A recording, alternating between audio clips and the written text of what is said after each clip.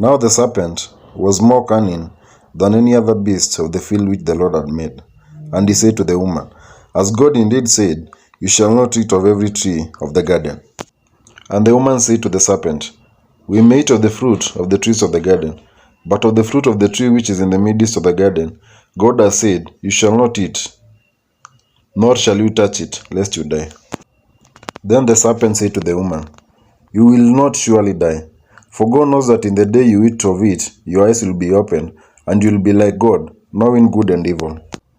So when the woman saw that the tree was good for food, that it was pleasant to the eyes, and a tree desirable to make one wise, she took of its fruit and ate. She also gave to her husband with her, and he ate.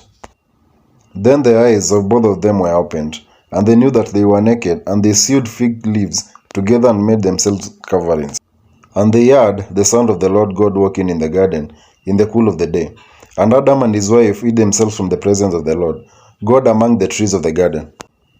Then the Lord God called to Adam and said to him, Where are you? So he said, I heard your voice in the garden, and I was afraid because I was naked, and I hid myself.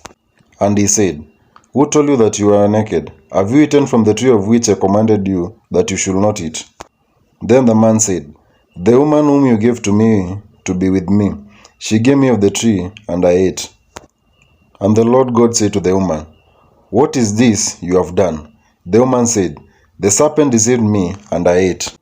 So the Lord God said to the serpent, Because you have done this, you are cursed more than all cattle, and more than every beast of the field. On your belly you shall go, and you shall eat dust all the days of your life. And I will put enmity between you and the woman, and between your seed and her seed. He shall bruise your head, and you shall bruise his heel. To the woman he said, I will greatly multiply your sorrow and your conception. In pain you shall bring forth children.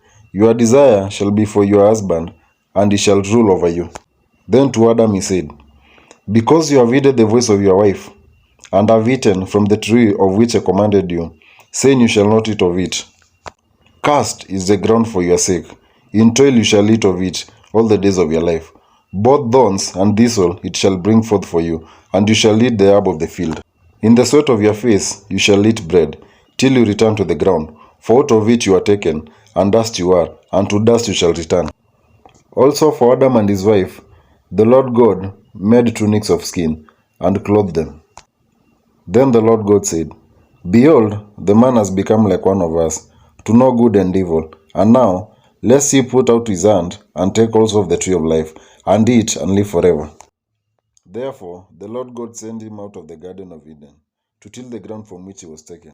So he drove out the man, and he placed cherubim at the east of the garden of Eden, and a flaming sword, which turned every way, to guard the way to the tree of life.